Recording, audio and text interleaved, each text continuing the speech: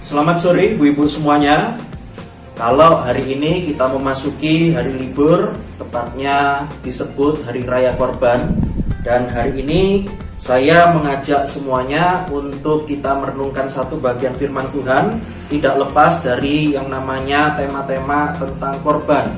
Tetapi hari ini kita akan melihat bagaimana Yesus Kristus yang menjadi korban bagi setiap kita, sehingga kita tidak lagi dihukum di dalam dosa. Terlebih dahulu, mari bersama kita berdoa meminta pertolongan Roh Kudus. Mari kita berdoa. Tuhan, kami berdoa kepadamu supaya kami Engkau kuasai dengan Roh Kudus-Mu, sehingga firman-Mu yang disampaikan boleh membuat kami mengerti, semakin mengenal Engkau, bahwa Engkaulah juru selamat bagi setiap kami. Kami berdoa Tuhan supaya kami dapat mensyukuri terus di dalam kehidupan kami, dan hidup kami adalah untuk memuliakan nama Tuhan, menyenangkan hati Tuhan. Dalam nama Tuhan Yesus kami berdoa. Amin. Mari saya ajak setiap kita membaca satu bagian firman Tuhan dari Ibrani 8 ayat 1 sampai ayat yang ke-6. Ibrani pasal 8 ayat 1 sampai ayat yang ke-6. Saya akan membacakannya bagi kita semuanya. Inti segala yang kita bicarakan itu ialah kita mempunyai imam besar yang demikian, yang duduk di sebelah kanan tahta yang maha besar di sorga, dan yang melayani ibadah di tempat kudus, yaitu di dalam kemah sejati yang didirikan oleh Tuhan dan bukan oleh manusia. Sebab setiap imam besar ditetapkan untuk mempersembahkan korban dan persembahan, dan karena itu Yesus perlu mempunyai sesuatu untuk dipersembahkan. Sekiranya ia di bumi ini, ia sama sekali tidak akan menjadi imam, karena di sini telah ada orang-orang yang mempersembahkan persembahan menurut hukum Taurat. Pelayanan mereka adalah gambaran dan bayangan dari apa yang ada di sorga, sama seperti yang diberitahukan kepada Musa. Dan ketika ia hendak mendirikan kemah, ingatlah demikianlah firman-Nya, bahwa engkau membuat semuanya itu menurut contoh yang telah ditunjukkan kepadamu di atas gunung itu. Tetapi sekarang ia telah mendapat suatu pelayanan yang jauh lebih agung, karena ia menjadi pengantara dari perjanjian yang lebih mulia, yang didasarkan atas janji yang lebih tinggi. Amin. Demikianlah firman Tuhan. Saudara, khususnya ibu-ibu semuanya, pernah tahu tidak lagu yang berikut ini? Ini cukup terkenal, mungkin ibu-ibu tahu lagu ini. Kasih ibu kepada beta tak terhingga sepanjang masa, hanya memberi, tak harap kembali, bagai sang surya menyinari dunia. Saya yakin, saya aja ngerti, pasti ibu-ibu semua lebih ngerti lagi, yaitu tentang gambaran bagaimana kasih ibu kepada beta, artinya kepada anak-anaknya, kepada diri saya sendiri. Saudara sekalian, di tengah-tengah pandemi dan di tengah situasi yang penuh kesusahan ini, ada sebuah keluarga, yaitu seorang ibu dan juga dia mempunyai 2 orang anak kecil. Suatu saat karena memang suaminya sudah meninggal dunia, ibu ini harus mencukupi, bekerja banting tulang untuk mencukupi apa yang menjadi kebutuhan dirinya dan juga kedua anaknya yang masih kecil. Anaknya tersebut masih balita semuanya. Nah, saudara sekalian, suatu kali di tengah-tengah kesusahan yang dia harus hadapi, suatu kali dia menemukan kondisi di dalam kehidupannya, uangnya sudah habis, tidak bisa lagi mencukupi apa yang menjadi kebutuhan dirinya dan juga kebutuhan kedua anaknya.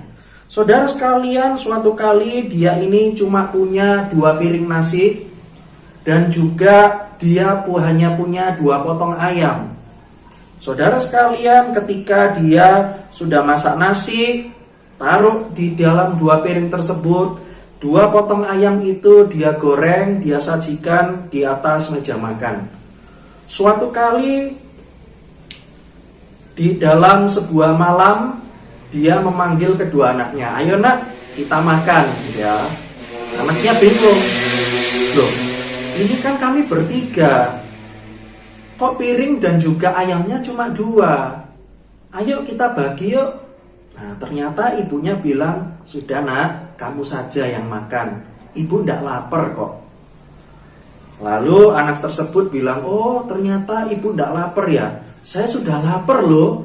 "Ya sudah, kalau gitu saya makan ya." Wah, langsung kedua anak itu makan dengan lahapnya, sementara ibunya melihat kedua anaknya. Saudara sekalian, ketika ibu itu mengatakan, "Nak, ndak apa-apa kamu yang makan. Ibu ndak lapar kok. Sudah, ndak apa-apa, itu nasi dan ayam kamu makan saja." Kira-kira betul-betul ibu ini tidak lapar atau tidak? Saya yakin ibu ini mengorbankan perutnya sendiri, mengorbankan menahan rasa lapar demi kedua anaknya supaya anaknya bisa makan nasi dan juga ayam goreng.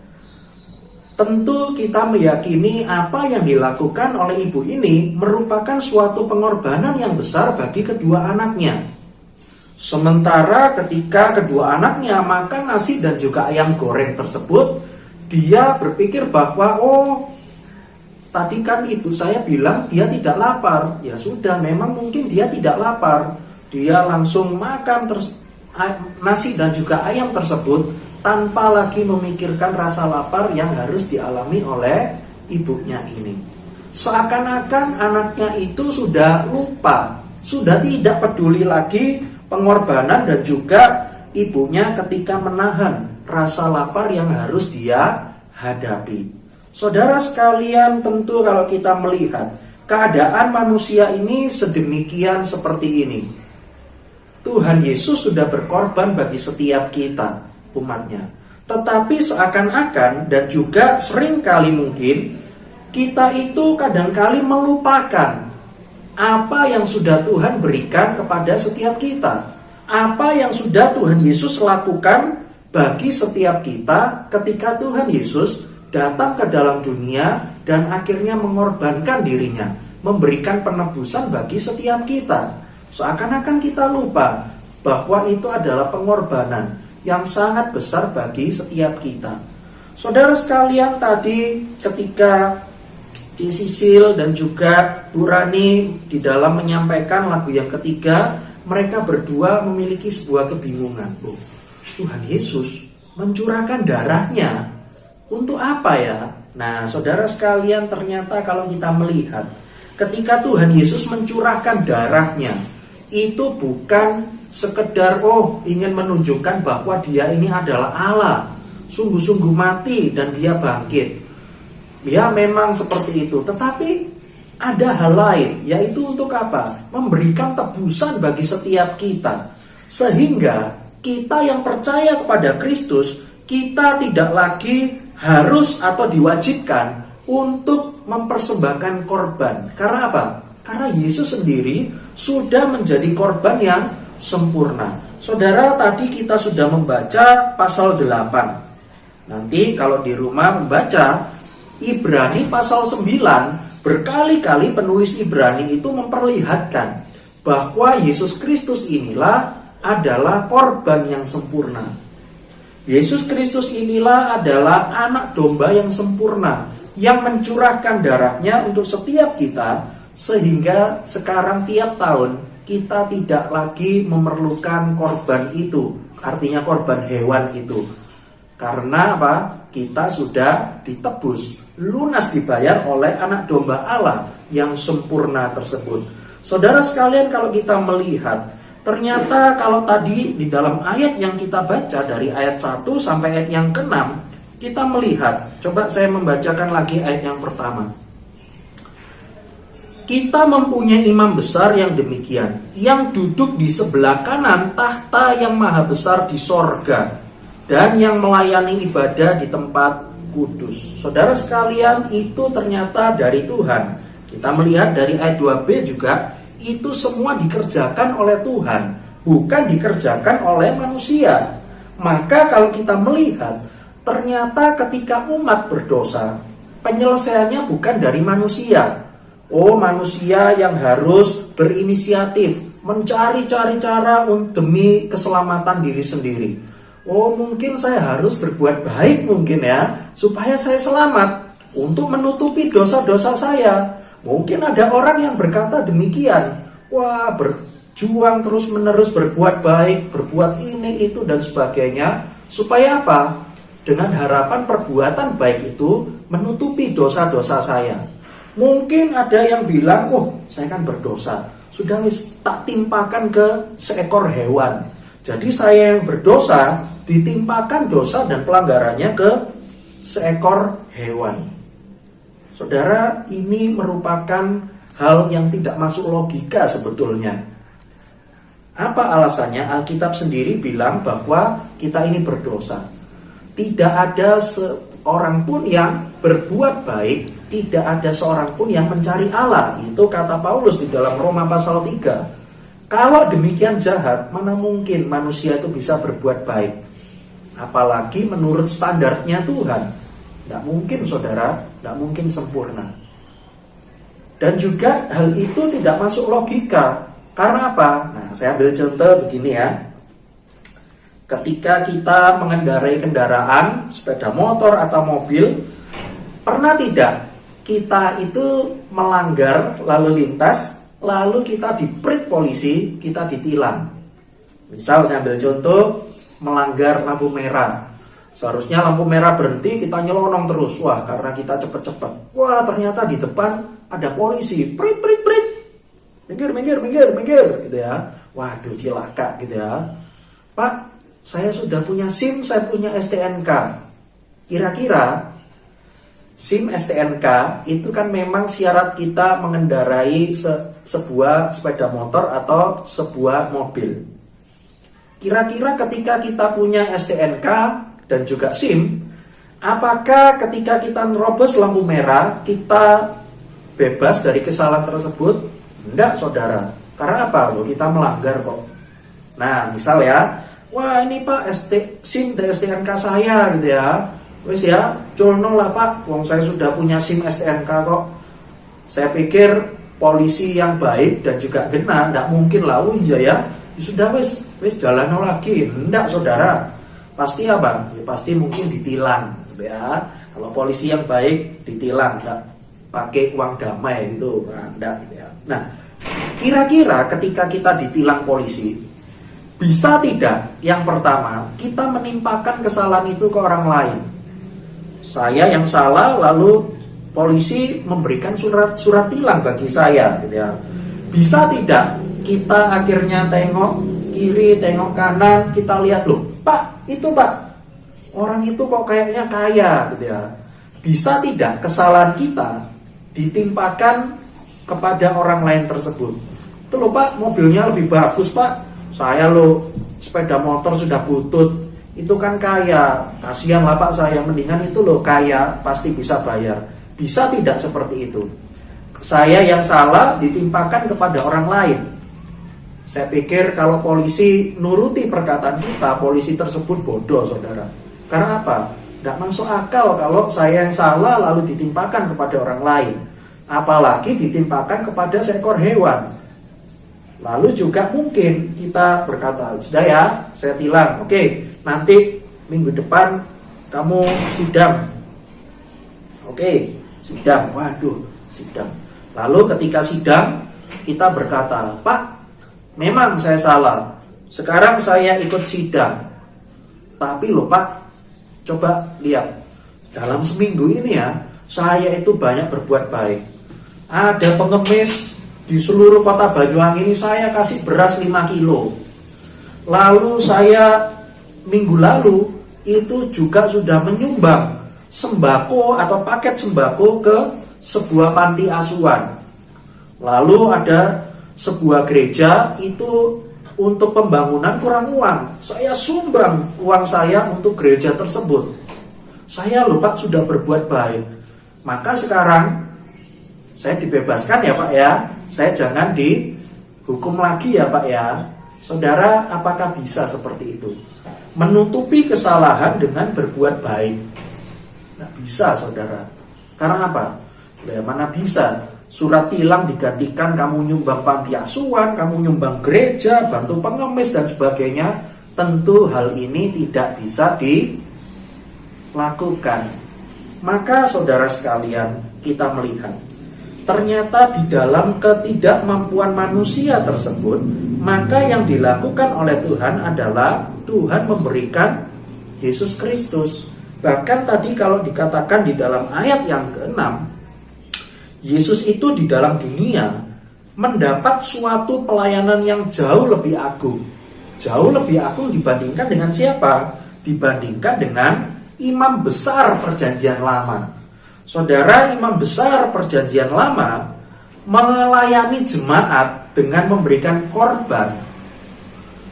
Terlebih dahulu dia harus mengakui atau mempersembahkan korban dulu untuk dirinya sendiri, karena dia juga berdosa. Tetapi Yesus Kristus dikatakan apa?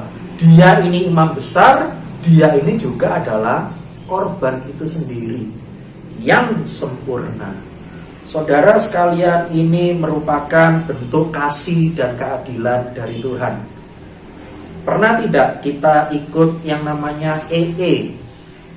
Suatu metode penginjilan yang namanya EE, Evangelism Explosion. Nah, di dalam metode EE tersebut ada sebuah kisah yang namanya adalah Jenderal Samila. Nah, jadi Jenderal Samila ini adalah seorang jenderal yang begitu kuat, yang terkenal bijaksana. Suatu kali, saudara, di tengah-tengah dia harus keliling untuk perang, dia mendapatkan laporan dari bawahannya. Pak, ini kok saya lihat makin lama ini, kok persediaan makanan kita ini kayaknya ada yang mencuri. Karena apa? Kok terus-menerus kita tidak makan, tidak ada yang ngambil, tapi kok kurang. Wah, Jenderal Samila tahu bahwa pasti ada orang yang mencuri. Lalu dia buat pengumuman, bagi siapa yang ketahuan mencuri makanan, dia harus dicambuk 100 kali. Wah, lalu orang-orang takut ya. Besoknya kurang lagi ya. Setelah diselidik-selidik, ternyata yang mencuri siapa? Mamanya sendiri, ibunya sendiri. Saudara, seperti yang dia janjikan, yang mencuri harus dicambuk 100 kali. Itu baru adil. Maka ketika Jenderal Samila ini lihat, waduh, mamanya sendiri, dia sebagai seorang anak, mau tidak mau, lihat mamanya mau dihukum cambuk 100 kali, tentu tidak akan kuat. Pasti mungkin tidak sampai 100, ibunya pasti mati. Nah, saudara sekalian, apa yang dilakukan oleh Jenderal Samila? Yang dilakukan adalah apa? Dia buka bajunya, dia suruh mamanya minggir, dia menggantikan mamanya untuk dihukum cambuk sebanyak 100 kali. Saudara, apakah Jenderal Samila mempunyai kasih? Jelas, dia menggantikan mamanya. Apakah di dalam perbuatan kasih tersebut meniadakan keadilan yang sudah dibuatnya? Enggak, karena apa? Dia menjadi korban. Dia menjadi pengganti dari mamanya sendiri. Mamanya dibebas, saya yang harus dihukum. Jenderal Samila yang dihukum. Saudara sekalian, Ibrani pasal 8 ini sebetulnya memberikan kita kelegaan. Karena apa? Sekarang kita tahu bahwa kita sekarang mendapatkan jaminan keselamatan. Sekarang hidup kita tidak dipermasalahkan lagi dengan perbuatan-perbuatan yang harus kita putar otak supaya menutupi kesalahan kita. Tidak perlu lagi. Karena apa? Kita sudah lega karena Tuhan sudah memberikan keselamatan itu. Dan keselamatan itu merupakan jaminan. Maka setiap kita sekarang, khususnya untuk ibu-ibu komisi wanita, maka sekarang kita melihat kita tidak perlu yang namanya korban lagi. Karena apa? Yesus sudah menggantikan ketika dia mati di kayu salib. Saudara sekalian, maka kita sekarang memikirkan perkara sorgawi, bukan perkara duniawi. Karena apa? Di dalam kita hidup, sekarang kita hidup bukan demi mencari keselamatan diri sendiri, tetapi apa? Mensyukuri keselamatan yang sudah Tuhan berikan kepada setiap kita. Karena itu saya mau tutup khotbah ini dengan membacakan satu ayat, yaitu di dalam Roma 8 ayat yang ke-32. Roma 8 ayat yang ke-32. Ia yang tidak menyayangkan anaknya sendiri, tetapi yang menyerahkannya bagi kita semua, bagaimanakah mungkin ia tidak mengaruniakan segala sesuatu kepada kita bersama-sama dengan Dia. Amin. Mari kita berdoa dan kita akan menutup khotbah ini dengan doa, dan juga saya menaikkan doa syafaat bagi kita. Mari kita berdoa. Bapa yang di surga, terima kasih Tuhan untuk firman-Mu. Sekali lagi mengingatkan bahwa sekarang kami adalah orang-orang yang telah menerima anugerah keselamatan. Itu semua adalah karya Tuhan di dalam kehidupan kami. Engkau sekarang menjadi imam besar, bahkan pengantara kami untuk kami datang kepada Tuhan. Kami berdoa Tuhan menyerahkan untuk jemaat-jemaat, kiranya ketika hidup di dalam dunia ini, Engkau terus memberikan iman yang kuat, memberikan kesadaran bahwa kami ini adalah orang-orang yang sudah ditebus dengan darah yang mahal, yaitu pengorbanan Yesus Kristus sendiri bagi setiap kami. Tuhan, karena itu tolonglah setiap kami ketika kami mengalami setiap kesusahan ataupun juga setiap problem yang harus kami hadapi. Tolong Tuhan supaya kami dapat mengingat firman Tuhan yang mengatakan kepada kami bahwa kalau Yesus saja sudah diberikan kepada setiap kami, maka kami percaya Tuhan, segala sesuatu yang lain Engkau juga memberikan kepada setiap kami. Tuhan, kami menyerahkan untuk setiap kami ke dalam tangan-Mu, khususnya untuk jemaat-jemaat yang mungkin sekarang menghadapi kesusahan secara ekonomi. Kami terus berdoa Tuhan, mereka diberikan iman yang kuat, mereka diberikan keyakinan untuk selalu bersandar kepada Tuhan. Tolonglah juga untuk jemaat-jemaat yang membimbing anak-anaknya untuk bersekolah secara online. Kami terus berdoa supaya Engkau memberikan kesabaran, khususnya untuk ibu-ibu yang senantiasa menemani anak-anak di dalam belajar, ataupun juga menjadi ibu rumah tangga, kiranya Engkau yang menolong mereka. Tuhan, kami juga berdoa menyerahkan untuk ibadah online yang terus dijalankan melalui gereja ini ataupun juga gereja-gereja yang lain. Mungkin di lain kota ada gereja-gereja yang masih tetap mengadakan ibadah online, bukan di dalam gedung gereja. Kiranya Engkau juga menolong jemaat-jemaatnya supaya dapat terus mengikuti ibadah dengan baik. Mereka dapat bertumbuh melalui pelayanan gereja yang diberikan kepada mereka. Tuhan, terima kasih untuk setiap kami pada hari ini. Kami serahkan ke dalam tangan-Mu. Dalam nama Tuhan Yesus kami berdoa dan kami mengucap syukur. Amin. Demikian ibadah Komisi Wanita saat teduh. Tuhan Yesus memberkati.